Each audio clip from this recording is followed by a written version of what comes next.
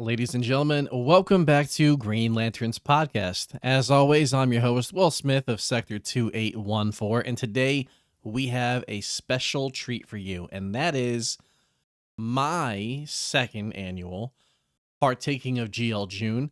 I believe it's the third one overall. For those who weren't around last year, maybe new to the channel, maybe new to all the channels, what is GL June? It is the annual gathering of a handful of Green Lantern podcast and content creators coming together and telling the story issue by issue, creator by creator, of a Green Lantern run. Ideally, if there are 5 groups of us doing this, then there needs to be 5 issues in the set for us to do it from start to finish properly. Last year, if you go back and look at the channel, you'll see we did the Siege of Z Sharam. And the way that this works is you only handle your issue. You don't tell the tale of what came before, and you don't give spoilers for what is to come after your singular issue. What we do is we kick things off this year with the blog of Oa. And they handled issue 1 of the Green Lantern Corps Recharge run. And again, they only give you the information of issue 1 itself. And then they're done and they pass the baton off for the second issue. Issue 2 of this run is handled by the Lanterncast. There will be links below for all of their information. So if you're looking for the pod of Oa, there will be a link to if there's a YouTube video, if there's a Spotify or Apple Podcast share button on any of those, they'll be in the description.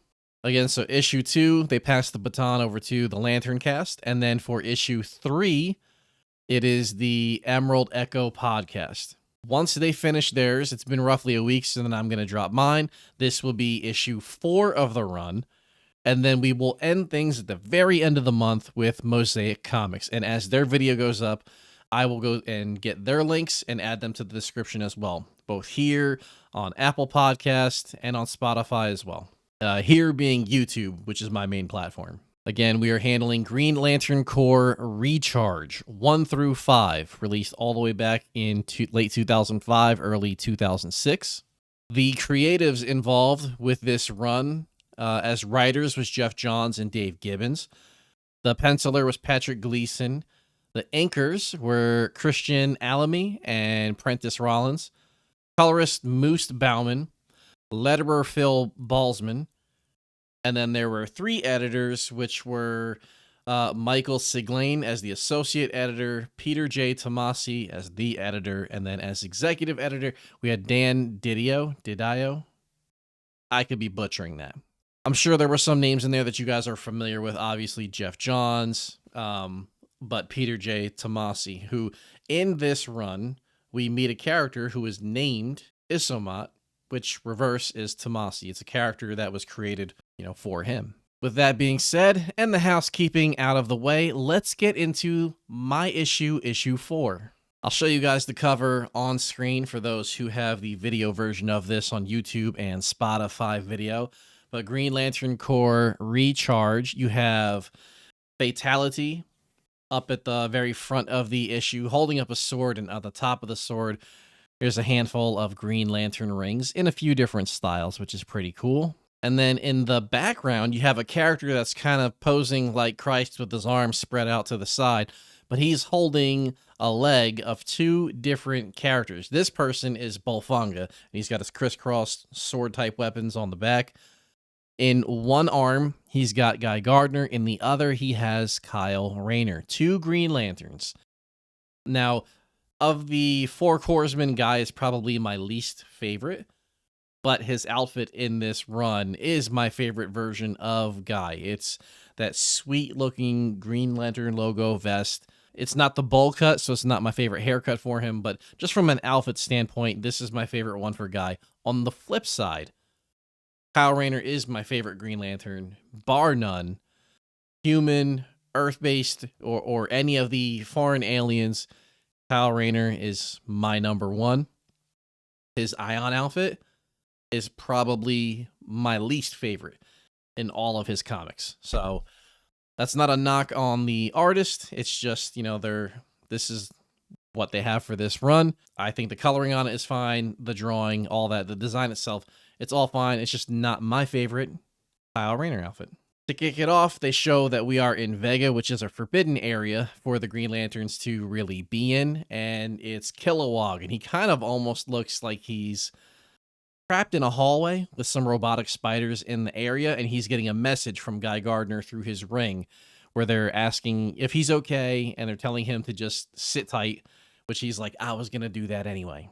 While he's sitting tight in this little corridor, he's asking, what are you guys doing here? And this is where Guy tells him, basically, I don't have time to answer your questions. We've got bigger problems going on. And in the panel, you also see Kyle and Saranic Natu. There's a couple characters at the bottom right panel talking about the Lanterns being doomed, especially now that they're out in Vega, and that they can smell the bounty already. And they say this in confidence because they think that there's no way that any of these Green Lantern characters would be foolish enough to head into the guild nest for the Spider Guild.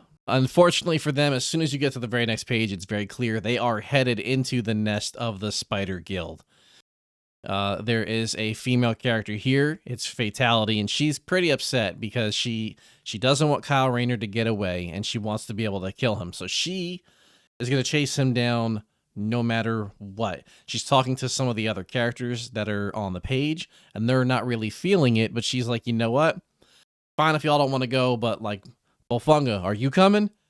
And kind of like his go-to, he says, not for nothing am I called the Unrelenting. He's always Bolfunga, the old Unrelenting. He always has to tell you like his title when he's introducing himself. It's kind of like a character trait for him. As the Lanterns get past all that mess and they kind of get inside into this area, they talk about how if they stick to the service ducts, then the spider drones themselves shouldn't really be able to get that information back to like the main hive very quickly. And ideally for them, they will be out of here before that information gets to anybody important and triggers any sort of, alarms. As they're going along, you have Guy sort of trying to like goad at or pick at Saranic, where he's like, scary, huh? Not to confined spaces and spiders. And she comes back at him very quickly and is like, I don't have claustrophobia. I don't have arachnophobia. The only phobia I have is of arrogant man-apes. And before they can fight further, Kyle interrupts them to let them know, hey, we found the big guy. They found Kilowog. Kilowog's shocked that Saranic is alive. And they say, we're here to rescue her, but now it's our turn to ask you, Kilowog, what are you doing here? Why are you trapped here? And he's like, I was doing a rescue mission for Rookie Lanterns just like you guys. And I should stop here for a second and say, in this panel, you can see Saranic has a white circle on her costume, and that's to signify that she's a Rookie Lantern. She's not full-fledged yet. This is a time in the Corps where they're trying to rebuild the troops and get numbers back that they haven't had in quite some time. It's very much a rebuilding phase for the Lanterns. Back to the bottom of the page, and we have Kilowog acknowledging that he was on a rescue mission for his Rookie Lanterns, Vath Sarn and Isamat Cole, and he kind of like hints, hey, they were sent here through a black hole as well.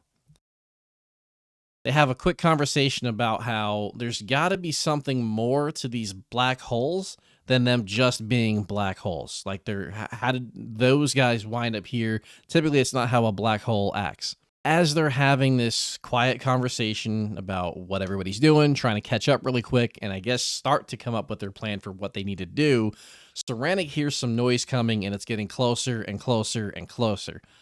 And it turns out Bolfunga is in the hallway looking for them, and he has this like Warriors moment, in Warriors where they're like, come out and play.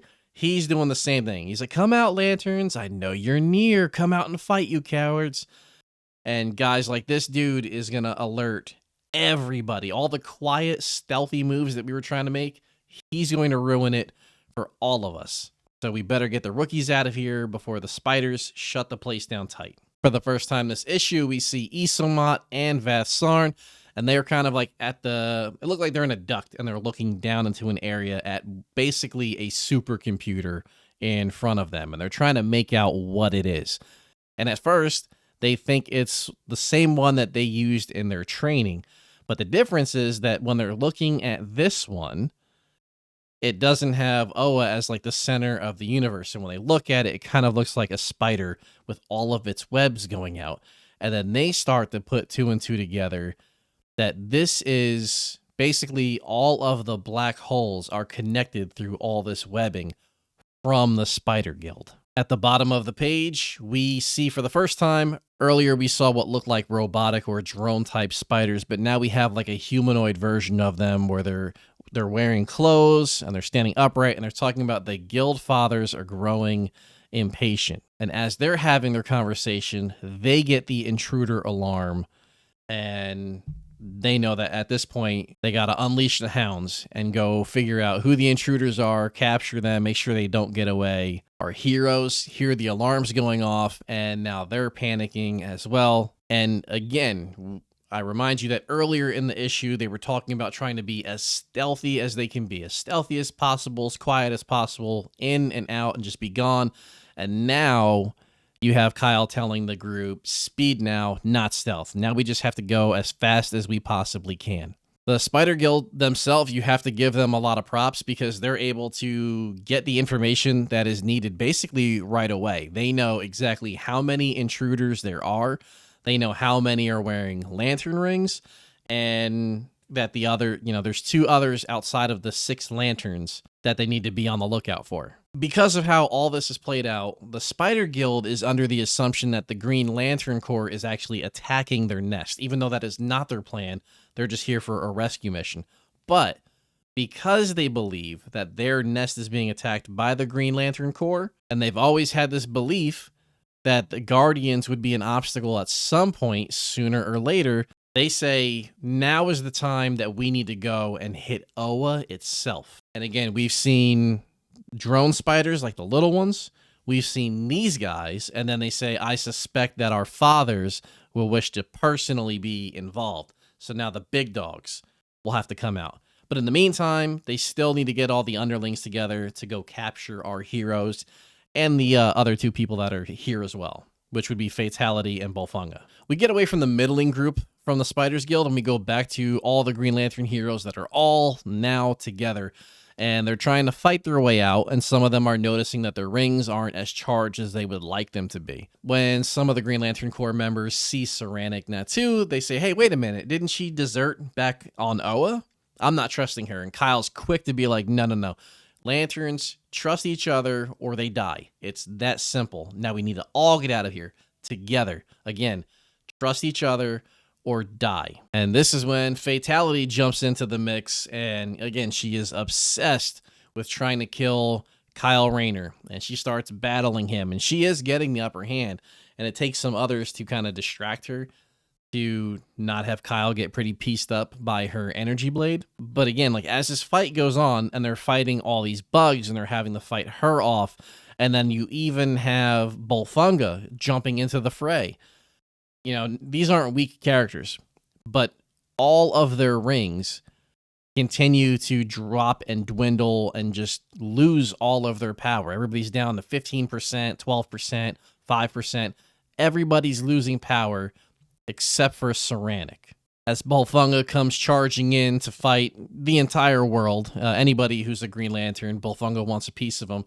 It's a guy who recognizes him and talks about, hey, aren't you the one that tried to take on Mogo by yourself? Like, that's a pretty big feat for somebody to even try and do. As they're having this conversation, Kilowog tries to get everybody together to make like this joint force field, and it is working. But he says, report your power levels. And this is what I was just saying before. Power level, 7%, 12%, 14%, 6%. But one of them, Saranic, has hers at 53%. Some of the other Lantern Corps members point out that she has not been fighting. They're like, look, it is suicide to stay here. We are running out of power. We need you to step up now. Like, our fate is in your hands. And when they say that, that's when she's able to just absolutely blast forward with her power, bring the other Lantern Corps members, and it seems like at this point, she is getting everybody to safety. With the team feeling like they're a safe distance away from the enemies that they were just encountering, they start going over what they learned about the black holes, about the Spider Guild, what they're doing, how they're getting energy, all of this information.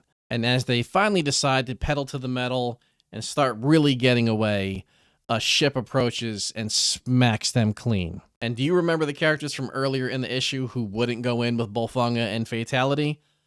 Well, they're the characters here now. Remember, they were talking about being here for a bounty? Now it's time for them to try to capture our heroes and cash in. Before the battle can really escalate and things maybe start to get super out of hand for our heroes, we have multiple other Green Lanterns show up to come sort of rescue them from that and save the day in this instance.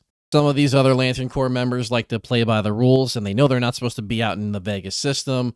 As Kilowog tells them, though, sometimes we all have to bend the rules. Like, it's just something that has to happen.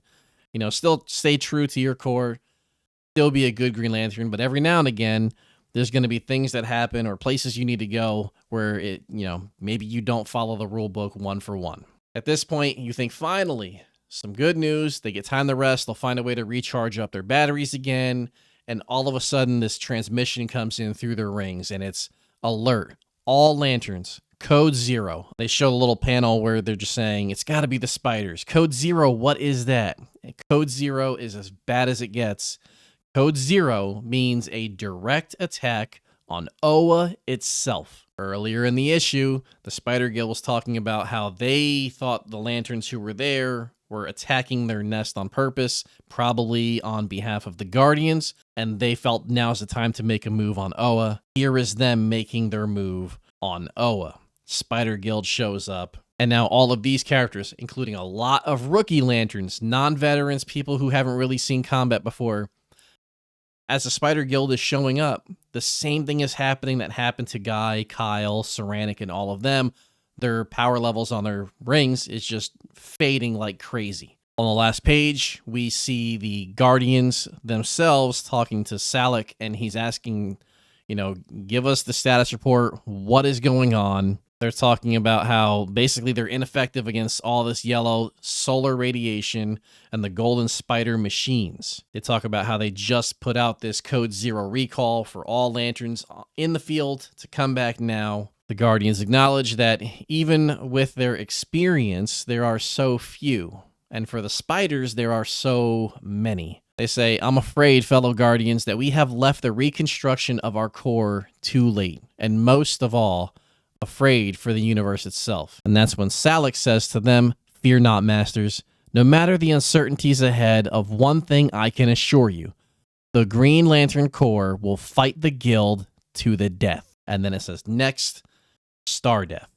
And again, I will be passing that baton over to Mosaic Comics, who at the end of the month should be dropping their episode to give you the final issue of this run. If you are new to the channel, I just want to say thank you for tuning in. Ideally, everybody who is here today should have been checking out the blog of Oa, Lanterncast, and the Emerald Echo podcast already. And hopefully every one of you who made your way here, again, heads to Mosaic Comics for the final issue. It's a lot of fun to do these. It's not the norm for what I do on my channel. It does feel like a big honor to be in the group that has been asked to participate in GL June for the second year in a row. And while it is fun, I do have like this, not a sense of dread, but it's almost like imposter syndrome. I feel like I don't belong in this group of guys, and they're all good guys, and everybody has made me feel very welcome and like a part of the team and the crew. But I look around and I for the past few years, I've watched or listened to all these other channels. So it feels weird to be like a part of it where I know they know so much more of the Green Lantern lore and history than I do. So with that said, I don't want to keep everybody too long. You can find me on Wednesday on Lanterns Live. We'll be going over one of the current run comics. And then again, I look forward to seeing everybody who's here being a viewer for Mosaic Comics at the end of the month, where we wrap up GL June. Thank you to everybody involved. Thank you for everybody that has had me. If y'all haven't heard from me in a bit, it's probably because we had a baby like 3 weeks ago, and it's just been a busy time. In brightest day, in blackest night, no evil shall escape my sight. Let those who worship evil's might beware my power, Green Lantern's light.